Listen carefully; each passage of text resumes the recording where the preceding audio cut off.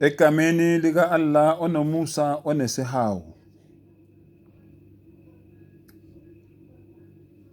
Ngicela uAllah angivikele kusathane ongathandwa.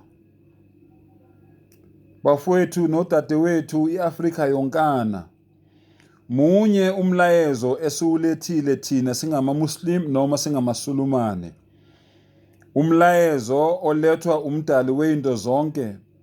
Sesifundile imibhalo eminingi, akekho umuntu okhona la kule nkundla yokuxhumana oke walifunda iBhayibheli ongawazi lo mthetho lo esikhuluma ngawo. Incwadi uExodus 20 uverse 3. Ungabi nabanye onkulunkulu ngaphandle kwami. Ngolimi lwesi-Arabhu sithi la ilaha illallah. Akekho omunye onelungelo lokukhonzwa ngaphandle kuka-Allah. Ungazenzeli isithombe ezibaziweyo, namfanekiso walutho wokusezulwini phezulu, nokusemhlabeni phansi, nokusemanzini ngaphansi komhlaba. Le ncwadi iyazichaza bafowethu nodadewethu.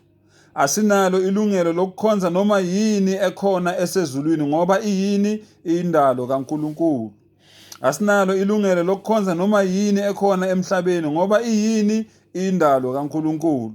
Asinalo ilungelo lokukhonza noma yini esemanzini phansi komhlaba ngoba iyini indalo kaNkulunkulu.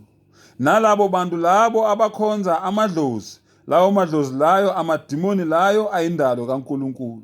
Nalabo bantu labo abakhonza abantu abangasekho, lawo mathuna layo, lawo mathambo layo eniwakhonzayo nawo futhi ayindalo kaNkulunkulu. Nalezo zinto lezo ezisemanzini, inyoka lezo nomuntu nhlanzi labo ama-vertebrates eniwakhonzayo lapho emanzini, nazo zonke lezo zinto lezo ezilapho nazo zindalo kaNkulunkulu. Ngakho-ke awunalo ilungelo lokukhonza noma ngabe yini ngaphandle kukamdali wazo zonke lezo zinto lezo. Lo shembe lo enimkhonzayo uyisidalwa sikaNkulunkulu. Lo Jesu lo enimkhonzayo uyisidalwa sikaNkulunkulu. Leli langa leli enilikhonzayo liyisidalwa sikaNkulunkulu. Le ndlovu le eniyikhonzayo iyindalo kaNkulunkulu, iyisidalwa sikaNkulunkulu. Le nkomo le eniyikhonzayo iyisidalwa sikaNkulunkulu. Lesithombe lesi enisikhonzayo siyisidalwa sikaNkulunkulu. Lesiphambano lesi enisikhothamelayo siyisidalwa sikaNkulunkulu. La matshe la eniwakhonzayo lapho eRoma eniwabeke ngaphandle nithi oMaria abacwebileyo zidalwa zikaNkulunkulu, yonke leyo nto leyo. Nabakhonza inyanga, leyo nyanga iyisidalwa sikaNkulunkulu. Nabakhonza amanzi, lawo manzi ayisidalwa sikaNkulunkulu. Nabakhonza inyoka, lezo inyoka lezo enithi ziyanithwasisa emanzini zidalwa zikaNkulunkulu. Aninalo ilungelo lokukhonza noma ngabe yini. Into enelungelo lokukhonzwa into edalile, njengoba umdali nje adala uyena yedwa onelungelo lokukhonzwa. Leli iqiniso elibabayo kodwa angeke lize liphikiswe ngoba linjalo, ngeke lize lijike. Sizolikhuluma libaba linjalo.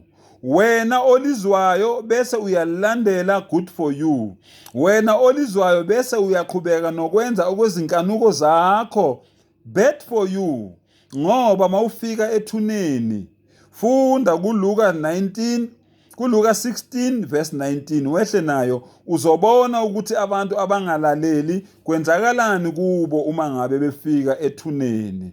Ayikho lento ukuthi mawufika ethuneni ufike uhlangane nabantu bakini, noma ufike uhlangane noJesu, noma ufike uhlangane noShembe, noma ufike uhlangane nale nkomo oyikhonzayo, noma ufike uhlangane nale nyoko oyikhonzayo, noma ufike uhlangane nalo moya omubi, umoya wobusathane, umoya weyikhova obizwa ngedlozi, noma ufike uhlangane nabantu bakini abangasekho. Funda uLuka 16 verse 19 uzobona ukuthi mawufika ethuneni ufike uhlangane nani bese kwenzakalani ngawe. Nkosi yomsinibusise, amen.